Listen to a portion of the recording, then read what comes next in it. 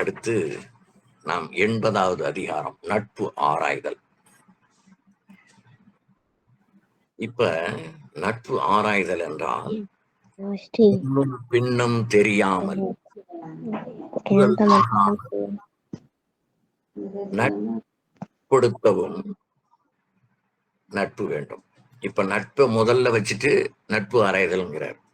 நம்ம முதல்ல ஒரு நண்பனை தேர்ந்தெடுத்து கொண்டால்தான் அதை உறுதிப்படுத்தாமல் நட்பாக ஏற்றுக்கொள்ள வேண்டும். ஏனென்றால் அவன் எப்படிப்பட்டவன் என்பது முழுமையாக நமக்கு தெரியாது அல்லவா? அதனாலதான் அப்படி சொல்லுகிறார், முன்னும் பின்னும் தெரியாமல் முட்டுதல் ஆகாமல் நட்பை உறுதிப்படுத்தவும் நட்பு வேண்டும், அந்த நட்பை ஆராயவும் வேண்டும்.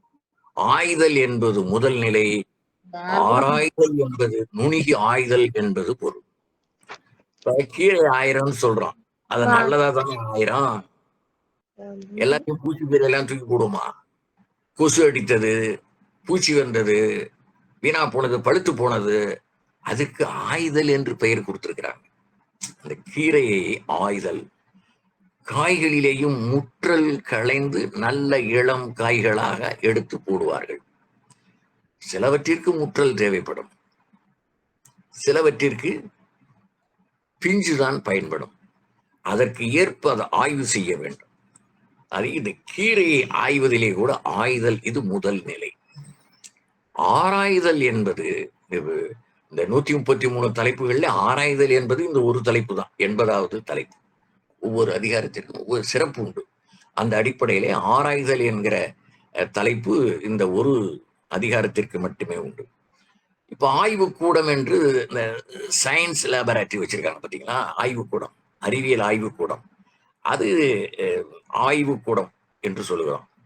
அதே நேரத்தில் முனைவர் பட்டத்திற்காக ஆய்வு கட்டுரை வழங்குகிறார்களே, அது ஆராய்ச்சி கட்டுரை. இது கல்வித்துறை சார்ந்து ஆராய்ச்சி கட்டுரை.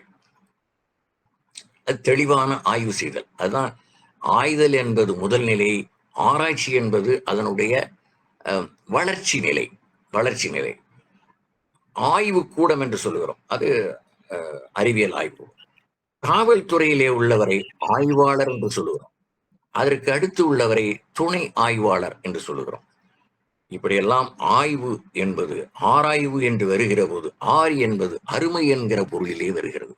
அதனாலேதான் தொடக்கத்திலே நான் குறிப்பிடுகிற போது ஆய்வு என்பது முதல் நிலை, ஆராய்வு என்பது அதனுடைய உயர்ந்த நிலை என்பதனாலே, அருமை என்கிற பொருள் தருவதனாலே இதற்கு ஆராய்ச்சி என்று பெயர்.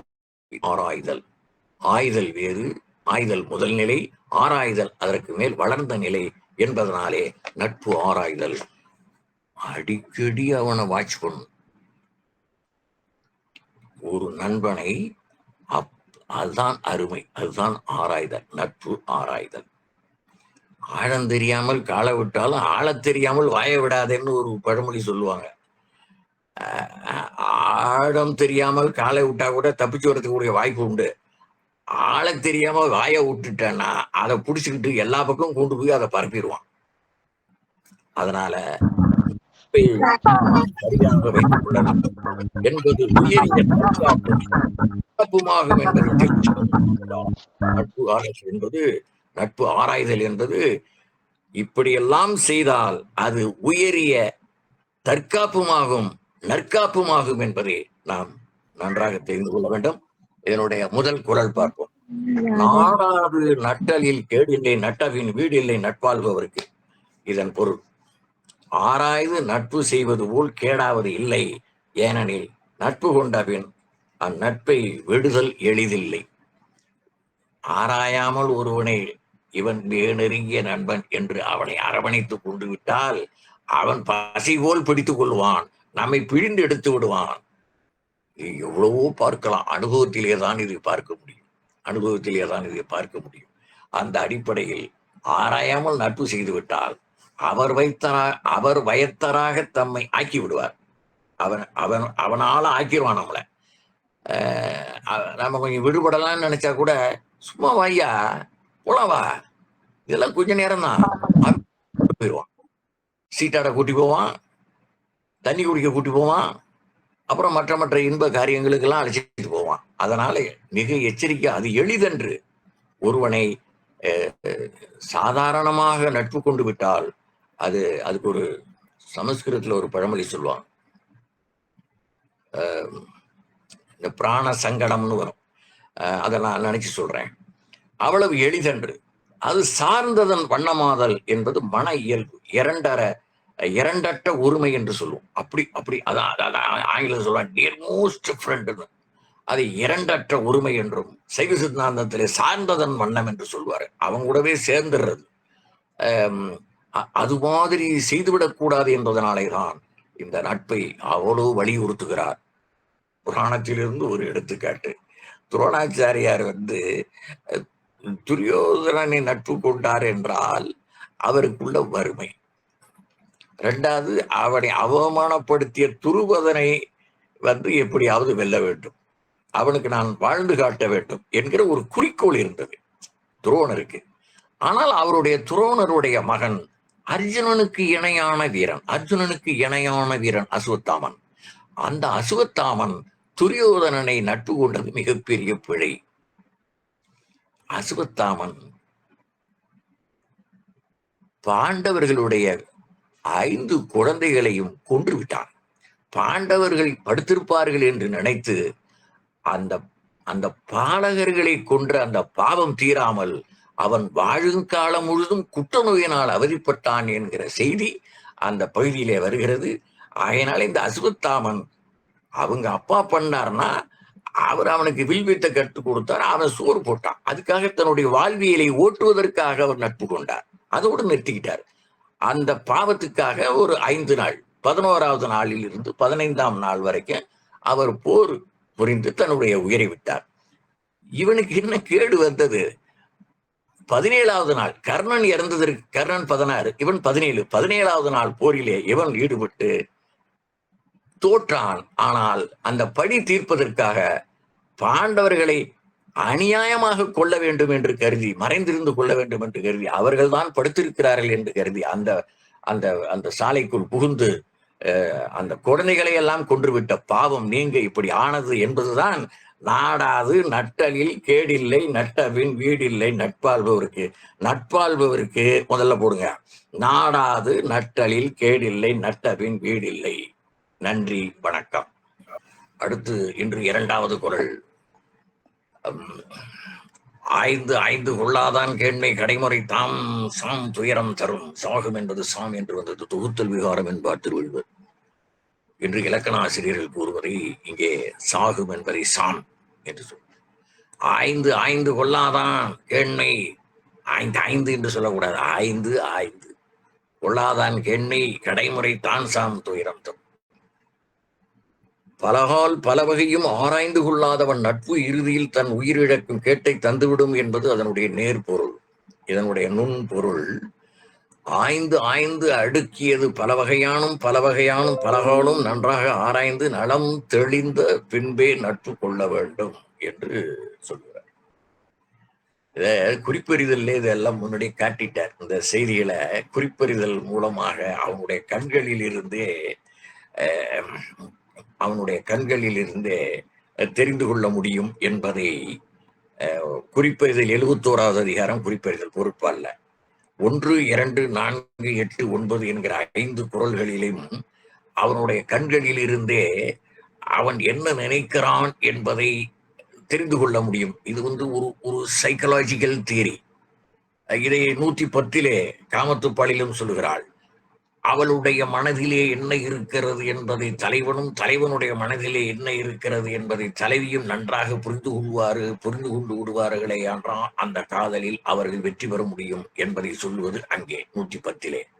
இங்கே பொறுப்பாளிலே சொல்லப்படுவது இது அரசியல் தாண்டி அமைச்சியல் தாண்டி இந்த குறிப்பறிதலிலே வருகிற செய்திகள் அனைவருக்கும் பொதுவானது. ஒவ்வொரு இல்லறத்திலும் ஒவ்வொரு தனி மனிதனிடமும் ஒவ்வொரு பொறுப்பிலே இருக்கிறவர்களும் இந்த உளப்பாங்கை அறிந்து விடுவார். அங்கே வருகிற போதே அவன் என்ன நினைக்கிறான் என்பதை சொல்லக்கூடிய திறன் நம்முடைய பெரியவர்களுக்கு இருந்தது, இப்பொழுதும் இருக்கிறது. குறிப்பறிதலே 9வது குறள் பகைமையும் கேண்மையும் கண்ணுரைக்கும் கண்ணின் வகைமை உணர்வார் பிரின் என்ற குறள் மூலம் பார்த்தோம். அது அதாவது பகை உணர்வையும் நட்புணர்வையும் குறிப்பறிதல் மூலமாக அவனுடைய பார்வையிலிருந்தே நாமால் கண்டுகொள்ள முடியும் என்று சொல்லுவதுதான் இந்த 9ஆம் குறள். பகைமையும் கேண்மையும் கண்ணுரைக்கும் கண்ணின் வகைமை உணர்வார் பிரின். இப்ப அங்க பார்த்துட்டோம், ஏற்கனவே குறிப்பறிதல்ல பார்த்திருக்கிறோம். இவனுடைய கண்களில் இருந்து என்று பிஹெச்டி படிச்சாளுகளுக்கு கூட தெரியல. ஒன்று சொல்றேன் கேளுங்க. ஒரு 30 ஆண்டுகளுக்கு மேலாக 92 33 ஆண்டுகளாக ஒருவர் எனக்கு பழக்கமுடையவர். அவர் எப்படியெல்லாம் அவர் தன்னுடைய சுயநலத்திற்காக என்ன வேணாலும் பண்ணுவார். அவர் ஒரு பிஹெச்டி, ஒரு 10-12 பட்டங்கள் வாங்கியிருக்கார். அதுக்கப்புறம் பிஹெச்டி வாங்கியிருக்கார். அவர் என்ன வேணாலும் பண்ணுவார். இங்க ஒரு ஆள் மாட்டிக்கிட்டான். அந்த ஆள்கிட்ட நான் சொன்னேன், சரி வராது, யோசனை பண்ணிக்க, அப்புறம் நீ பட்டுதான் திருந்துருமா. நான் உடனே திருந்திட்டேன், தெரிஞ்ச உடனே விலகிட்டேன். ஆனா எனக்கு 30 ஆண்டுகளாக மீண்டும் மீண்டும் அவர் இவ்வளவு பெரிய பதவிகள் எல்லாம் வகித்தவர் என்றாலும் அவர் பிழை செய்து கொண்டிருக்கிறார். மனிதனுடைய இயல்பான வாழ்க்கைக்கு எதிரான வாழ்க்கையை அவர் நடத்தி கொண்டிருக்கிறார். தன்னை அவர் அறியவில்லை. தன்னை அறிதல் மிக முக்கியம். நாம் என்ன செய்கிறோம் என்பதை நாம் ஒவ்வொரு நாளும் நம்முடைய செயல்பாடுகளை தெரிந்து கொள்ள வேண்டும். அதான் ஆய்ந்து கொள்ள வேண்டும். முதலில் நம்மை ஆய்ந்து கொள்ள வேண்டும். அப்பதான் அவனுடைய தன்மையை அவன் என்ன மாதிரியான உணர்வு உடையவன் என்பதை நம்மால் அறிந்து கொள்ள முடியும். நம்மை பற்றியே நமக்கு தெரியாத போது சொல்லுகிறேன், பலகாலம் சொல்லுகிறேன், விழுந்துடாத, வெட்டில் பூச்சி மாதிரி விழுந்து விடாத, நீ வளர வேண்டிய ஆள். எனக்கு அந்த முன்னனுபவம் இருக்கிறது என்பதனாலே நான் உடனே தெரிந்து விலகி கொண்டேன். நட்பு ஆராய்தல் ஏன் சொன்னார் திருவள்ளுவர் என்றால், மிகவும் வாழ்க்கையில மிகவும் எச்சரிக்கையாக இருக்க வேண்டும். அப்படி எச்சரிக்கையாக இல்லை என்றால் அவன் பக்கம்தான் அவன் இழுப்பான். அந்த வயது கோளாறு காரணமாக அவன் சொல்வது சரி என்பது போல தோன்றும். சிந்திக்கவில்லை என்றால் ஒன்றுமே செய்ய முடியாது. அதைத்தான் அந்த குரலில் சொன்னார், பகவியும் கேண்மையும் கண்ணுரைக்கும் கண்ணின் வகைமை உணர்வார் பெரின் என்று குறிப்பறிதல் 9ஆம் குரலிலே இதை தெளிவாக விளக்கினார். அதைத்தான் இங்கே சொல்லுகிறார் தெளிவாக, ஆய்ந்து கொள்ளாதான் கேண்மை கடைமுறை தான் சாம் துயரம் தரும். அந்த அளவுக்கு கொண்டு போய் விட்டுவிடும் என்பதை சொல்லுகிறார் இந்த குரல்ல. 72 93 793 குணனும் குடிமையும் குற்றமும் குன்றா இனனும் அறிந்து யாக்க நட்பு. அறிந்து யாக்க நட்பு. இது எப்படி போடணும்னா, அறிந்து நட்பு யாக்க அப்படி போட்ட பொருள் விளங்க. குணனும் குடிமையும் குற்றமும் குன்றா இனனும் அறிந்து யாக்க நட்பு. இதுல 504 460 2 குறள்களையும் இணைத்து பார்க்க வேண்டும். இப்ப குணம்ங்கிறது ஒருவனது குணத்தினையும் குடிப்பிறப்பையும் குற்றத்தினையும் குறைவற்ற சுற்றத்தினையும் நன்றாக ஆராய்ந்து அறிந்த பின்பே அவனோடு நட்பு செய்ய வேண்டும் என்பது நேரடியான பொருள். ஒருவனது குணத்தினையும் குடிப்பிறப்பினையும், குடிமை என்பது குடிப்பிறப்பினையும், குற்றத்தினையும், குன்றா இனம் குற்றமற்ற சுற்றத்தினையும், அதான் இனம், இதெல்லாம் சரியாக நாம் தெரிந்து கொண்ட பின்பே அவனோடு நட்பு கொள்ள வேண்டும் என்று தெளிவாக பீஸ் ஆக்குறார். இதுக்கு 40 குறள் சொன்னார். இந்த நாளுக்காக நம்ம ஏற்கனவே பார்த்திருக்கிறோம் 44 குற்றங்கடிதல். இங்க 3ஆவதாக உள்ள சீர் குற்றமும் என்பது குற்றங்கடிதல் 44வது அதிகாரத்துல முழுசா பார்த்துட்டோம். அடுத்தது குற்றமும் சிற்றினம் சேராமை என்பது குன்றா இனனும் என்பது சிற்றினம் சேராமை 46வது அதிகாரத்துல பார்த்துட்டோம். இப்ப இனிமேல் நாம் குணம் என்பதை பண்புடைமையிலும் குடிமை என்பதை 96வது அதிகாரம் குடிமை என்கிற அதிகாரத்திலும் விரிவாக பார்க்க போகிறோம். இப்ப இந்த இப்ப நம்ம முன்னாடியா தொடக்கத்துல சொன்ன பாருங்க, நம் உடம்பிலே இருக்கிற நரம்புகள் எப்படி தலையிலிருந்து உள்ளங்கால் வரைக்கும் பிணிக்கப்பட்டிருக்கிறதோ அதை போல் திருவள்ளுவர் முதல் குறளில் இருந்து 1330வது குறள் வரைக்கும் ஆங்காங்கே இப்படி பிணைகிற மாதிரி வச்சிருக்கிறார். நம்ம முழு உடல் தான் திருக்குறள். அந்த திருக்குறளை சரியாக நாம் கையாளாவிட்டால் நம்முடைய உடம்பை எவ்வாறு பேணாமல் விட்டு விடுகிறோமோ அதுபோல் இதை பேணினால்தான் நம்முடைய உடல் நலம் பயக்கும், உளம் நலம் பயக்கும். ரெண்டும் உண்டு. உளமும் நலம் பயக்கணும், உடலும் நலம் பயக்கணும். அப்பதான் வாழ்வு சிறக்கும். அப்படி சொல்றார் திருவள்ளுவர். குணனும் குடிமையும் குற்றமும் குன்றாய் இனனும் அறிந்து யாக்க நட்பு. அறிந்து யாக்க நட்பு. அறிந்து நட்பு யாக்க. இவற்றையெல்லாம் இந்த 4 குணாதிசயங்களையும் 40 குறள்களிலேயும் சொல்லப்பட்ட செய்திகளை நன்றாக உள்வாங்கி அறிந்து தெளிந்து நீ நட்பினை பெற்றுக்கொள்வாயாக என்று சொல்லுகிறார். இதுக்கு ஒரு கதை இருக்கு புராணத்துல, அது நீண்ட கதை. அடுத்து நாம் அடுத்த குறளுக்கு வருவோம். குணனும் குடிமையும் குற்றமும் குன்றாயனும் அறிந்தியாக்க நட்பு. 4வது குறள். குடிப்பிறந்து தன்கண் பழிநாணுவானை கொடுத்தும் குழல் வேண்டும் நட்பு. குடிப்பிறந்து தன்கண் பழிநாணுவானை கொடுத்தும் குழல் வேண்டும் நட்பு. நல்ல குடியிலே பிறந்து தன்னிடம் பிறர் சொல்லும் பழிக்கு அஞ்சுகின்றவனை இனிய பொருள் கொடுத்தாயினும் நட்பு செய்து கொள்ள வேண்டும் என்பது என்னுடைய கருத்து. குடிப்பிறந்து நாணுவானை குழல் வேண்டும் என்றதனால் அங்கனம் பிறவாதானையும் நானாதானையும் நட்பாக பேணலாகாது என்கிற எதிர்மறை கருத்தையும் உள்வாங்கிக் கொள்ள வேண்டும். இப்ப இதுக்கு பொருள் என்னன்னா, நல்ல குடியில் பிறந்து தன்னிடம் பிறர் சொல்லும் பழிக்கு அஞ்சுகின்றவனை இனிய பொருள் கொடுத்தாயினும் நட்பு செய்து கொள்ள வேண்டும் என்பது அதனுடைய நேரடி பொருள். இப்ப இது மறைமுகமாக என்ன உணர்த்துகிறார் என்றால், குடிப்பிறந்து நாணுவானை குழல் வேண்டும் என்று கூறியதனால் அங்கனம் நல்ல குடியில் பிறவாதவனையும் நாணாதவனையும் நட்பாக பேணலாகாது, நட்பாக கொள்ளக்கூடாது என்பதை இங்கே சொல்லுகிறார்.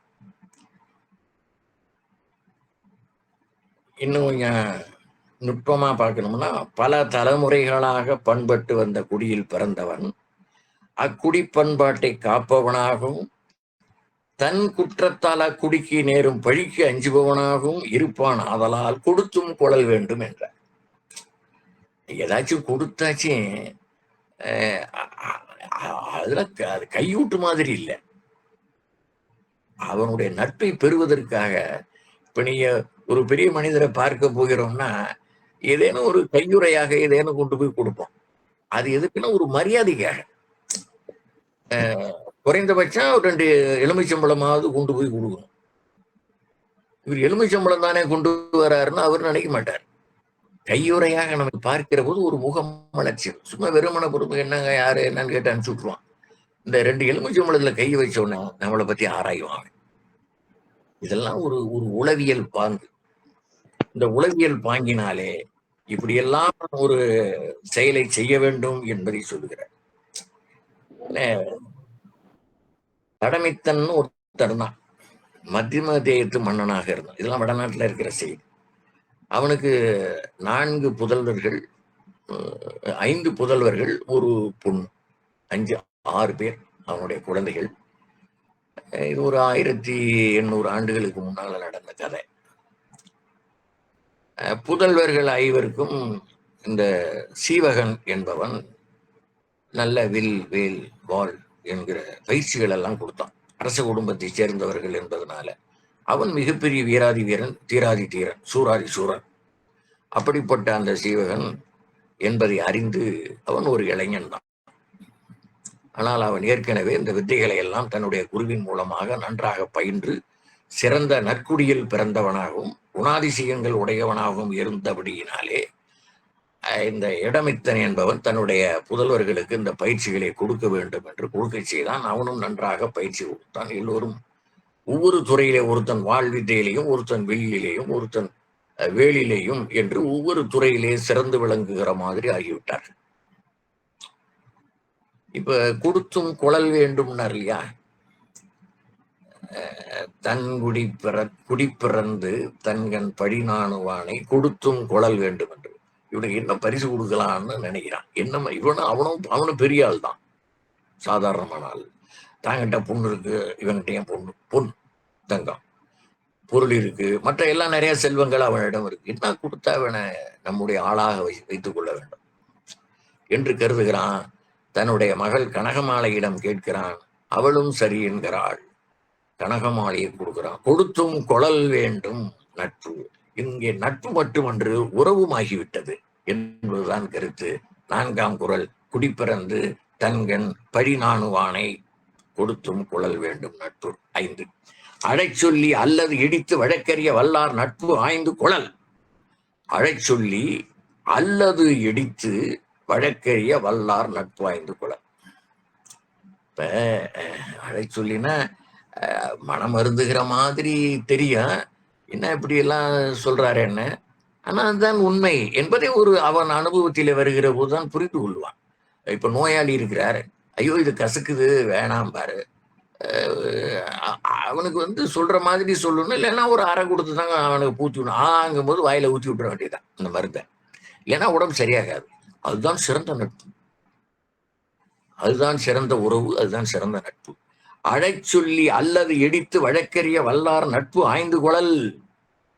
நன்மை அல்லாதது செய்தவிடத்து கண்டித்து மனமருந்துமாறு அறிவுரை கூறி உலக நடை அறிந்து அதன்படி நடப்பிக்கும் திறமை உடையவரை ஆய்ந்து கண்டு அவரோடு நட்பு கொள்ளுங்கள் என்று சொல்லுகிறார். கலித்தொகையில சொல்லுது, கலித்தொகை சங்கையில. நான் அந்த இடத்தை மட்டும் சுட்டி காட்டி போறேன், அடுத்தது போயிடுறேன். அல்லது கெடுப்பவன் அருள் கொண்ட முகம் போல. இங்க அல்லது நெறி அல்லாதது என்று கெட்ட வழி. அல்லது அல்லதுங்கிறதெல்லாம் நேரடியா கெட்டதுன்னு சொல்லாம பெரிய சான்றோர்கள், அறிஞர்கள், பெரிய ஞான நிலையில் உள்ளவர்கள் நேரடியாக அப்படி அதற்கு எதிர்ப்பதமான எதிர்ச்சொல்லை கொடுத்து விட மாட்டார்கள்.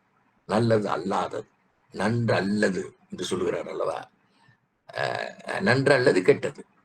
அதை போல இங்கே அல்லது கெடுப்பவன் அருள் கொண்ட முகம் போல என்றால் அல்லது நெறியல்லாது கெட்ட வழியை காட்டக்கூடாது என்பதை, அப்படி உள்ளவர்களை நாம் பெற்றுக்கொள்ள முடியாது என்பதை இந்த குறள் மூலமாக சொல்லுகிறார். இடிப்பாறை இல்லாத ஏமராமன் கெடுப்பாறை இல்லாமல் கெடும். ஏற்கனவே அந்த குறள் நாம் பார்த்திருக்கிறோம். இடிப்பாறை என்றால் இடித்து சொல்வது என்று பொருள். அவன் மனம் வருந்த கூட செய்வான், வருந்தினாலும் வருந்தட்டும் பரவாயில்ல, ஆனா அவன் இதை கேட்டு நடந்தால் அவனுக்கு நல்லது. அதை சொல்லுவதுதான் இடித்து சொல்வது. இத்தகைய நண்பர் கிடைப்பது நம் பேர். இது மாதிரி நண்பர் நமக்கு கிடைத்து விட்டால், ஆலோசகர்கள் கிடைத்து விட்டால் மிகவும் நல்லது. அதுதான் அந்த காலத்துல 50 ஊர் 80,000 அரசன் வச்சுக்கிட்டான். ஏன்னா தன்னுடைய அவையில இருக்கிறவர்கள்ல ஆலோசகர்கள்ல கூட சிலர் சரியான முறையில சொல்லாம இருக்கலாம், சில பேர் பயந்துகிட்டு சொல்லாம இருப்பான். அரசன் என்ன நினைப்பானோ அப்படின்னு ஆட்சியாளர் நம்ம இப்படி சொன்னா நினைப்பார்களோ என்று நினைக்க கூடும். அதற்காக அவர்கள் என்ன பண்ணுவார்கள், இப்படி ஒரு குழுவை வைத்துக் கொள்வார்கள். 50 ஊர் 80,000 நாங்க இப்படி அமைச்சரவையில முடிவு எடுத்தோம், அது சரியான, அதுல துணிவோடு சொல்லக்கூடிய ஆட்கள் இருப்பாங்க. அது மாதிரி ஆலோசகர்களை வைத்துக் கொள்ள வேண்டும். இல்லைன்னா ஆட்சி ஒழுங்கா இருக்காது. எந்த ஆட்சியாக இருந்தாலும் சரி, குடியாட்சியாக இருந்தாலும் சரி, முடியாட்சியாக இருந்தாலும் சரி, சர்வாதிகார ஆட்சியாக இருந்தாலும் சரி, ஆட்சியாக இருக்க வேண்டுமானால் இப்படிப்பட்ட சான்றோர்களை அவன் நட்பு பேண வேண்டும். அதுதான் கொடுத்தும் கொள்ளல் வேண்டும் என்று சொல்லுகிறான். இந்த வீரத்தை கற்பிப்பது மட்டுமன்று, நல்ல குணாதிசயங்களை, நல்ல பண்புகளையும் கற்பிக்க வேண்டும். இப்படி வந்தால் இப்படி நடக்கும் என்பதை முன்கூட்டி அறியக்கூடிய திறன் உடையவர்களாக அந்த 50 கோடியிலும் 80,000 இருப்பார்கள், இருந்தார்கள். அதனால வருந்த உரைத்து என்று பொருள். அழைச்சொல்லி என்றால் வருந்த உரைத்து என்று நாம் பொருள் கொள்ள வேண்டும். அப்படிப்பட்டவனை, குற்றம் கண்டவிடத்தை இடித்து சொல்பவனை நாம் கொள்ள வேண்டும் என்பதை தோலாமொழி தேவர் 5 ஒன்றாகிய சூளாமணியிலே சொல்லுகிறார். மரிசி என்பவனை நல்ல நண்பனாக காட்டுகிறார், சடி என்பவனுக்கு அவன் நல்லதை சொல்லுகிறான் என்பதை அவர் அந்த தோலாமொழி தேவர் சூளாமணி என்கிற 5 ஒன்றான சூளாமணியில் சொல்லுகிறார் என்கிற செய்தியை இதற்கு எடுத்துக்காட்டாக கொள்ளலாம். 6